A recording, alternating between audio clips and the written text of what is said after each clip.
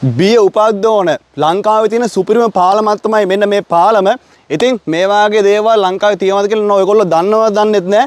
ඉතින් මේ පාලම ගොඩක් පැරණි පාලමක්. කිලෝමීටරයකට වැඩි ඈතක් මේ පාලමේ ගමන් කරන්න පුළුවන්. මේ පාලම ලී වලින් හදලා තියෙන්නේ අවුරුදු 10 ගණන් පරණ පාලමක්. මම මේකෙන් අද ගමන් කරලා ඔයගොල්ලන්ට පෙන්වන්න තමයි යන්නේ. මේ ලස්සන පරිසරයේ තියෙන සුන්දරත්වය සහ මේ පාලමේ තියෙන විස්තර. ඉතින් පාලම අබලම් විලා තියෙන්නේ ගොඩක් දුරට.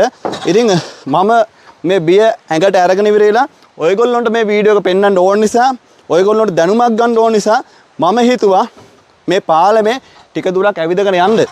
ඉතින් මේක මාරම එක්ස්පීරියන්ස් එකක්. හැබැයි මේක හරි ප්‍රවේශමෙන් කරන්න ඕනේ. දැන් මම ඔයගොල්ලන්ට පෙන්වන්නම් මේ පාලමේ මෙන්න මේ වගේ දැන් තියෙනවා. එතකොට මෙන්න මේ බලන්නකෝ. මෙන්න මෙතන මේ ලීය නෑ. හැබැයි කකුල ගියොත් අපි කෙලින්ම ජබුන් පල්ලෙහා තමයි ඉතින්. ඒවා පැත්තකින් දාලා අපි යනවා පාලමේ තව දුරටත් දිගටම. එතකොට සෑහෙන කල් පරණ තියෙන මෙන්න මේ යකඩ බාර් දාලා තමයි මේ නිර්මාණය කරලා තියෙන්නේ. ලස්සන වෙල් අයයක් තියෙනවා අන්න අර පැත්තෙන් බලන්න පුළුවන්. අපේ වීඩියෝ කරන එක නා පොඩ්ඩක් පෙන්වන්න මේ පැත්තට ඇවිල්ලා අර වෙල් අය ලස්සන සහ ඈත තියෙන කඳු පන්තියේ ස්වභාව සෞන්දර්යය තියෙන විශිෂ්ටත්වය. ඉතින් බලන්න මේ ස්වභාව දහම මොනතරම් විශ්මිතයිද. ඉතින් මේ වාගේ පාලමක් ලංකාවේ කොහෙද තියෙන්නේ? ඔයගොල්ලෝ දන්නවනම් මේ පාලම කොහෙද? එතකොට මෙච්චර දිග පාලමක් මේක කොයි දිස්ත්‍රික්කෙද තියෙන්නේ? ඔන්න ඔයගොල්ලෝට පුළුවන් නම් කමෙන්ට් එකක් දාන්න පුළුවන්. මම තැන කියන්නේ නැහැ.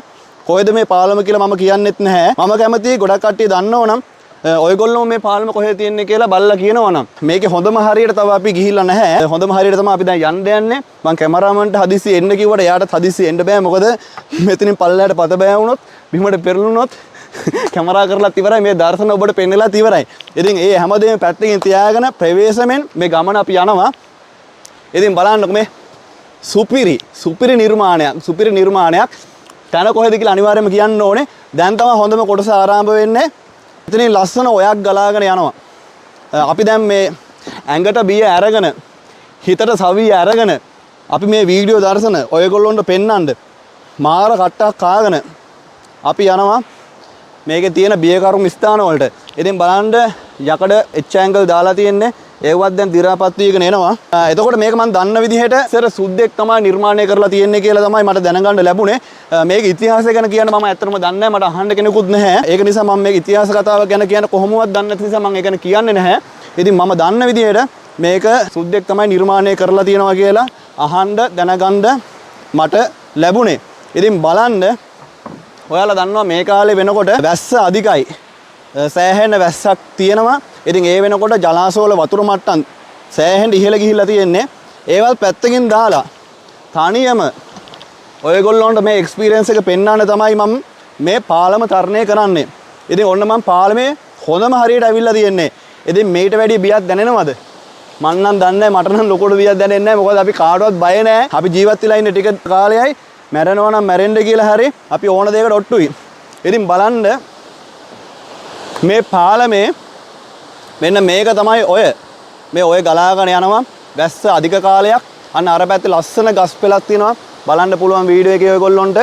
එතකොට ලස්සනට මමත් මේ පැත්තට වෙලා ඉන්නවා. ඉතින් අනිත් පැත්තෙත් ඔන්න ඔය ගලාගෙන යනවා. ඉතින් මම කියන්න දන්නේ නැහැ ලොකු දේවල් මේ ඔය කොහාටද ගලාගෙන යන්නේ කියලා මම කියන්න දන්නේ නැති නිසා මම ඉතිහාස කරුණු දන්නේ නැති නිසා මේ දේවල් ඔයගොල්ලන්ට කියන්න බලාපොරොත්තු වෙන්නේ නැහැ. ඉතින් පාලමෙන් භාගයක් ආවා. හොඳම හරිය තමයි පාලමේ මම මේ ඉන්නේ. මෙතනින් එහාට යන්න පුළුවන් අන්න අර පැත්තට. එතකොට එතනින් තමයි අවසාන වෙන්නේ. සාමාන්‍ය කිලෝමීටරයක් වගේ දුර ප්‍රමාණයක් වපසරියක් තියෙනවා මෙන්න මේ ප්‍රමාණය තුල. ඉතින් පාලමේ අවසානයේ දක්වා මම යන්නේ නැහැ. මොකද මට ටයිම් එක නැහැ. අපි ආපහු හැරෙනවා.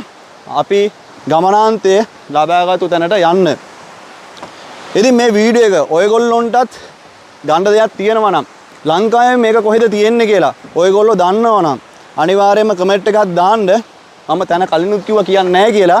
මොකද තැන කිව්වොත් අගයක් නැහැ. තැන පස්සේ කමෙන්ට් එකක් දාන්න මම මේ කොහෙද කියලා. ඉතින් මම මේ වීඩියෝ එක එන්ඩ් කරන්න බලාපොරොත්තු වෙනවා. ඉතින් එහෙනම් මේ ලස්සන පුරවරේ ඉඳලා අපි නැවතත් අලුත් වීඩියෝෙන් හමු වෙන්න බලාපොරොත්තු වෙනවා. මම ඉක්මනටම චීන යන්න බලාපොරොත්තු වෙනවා.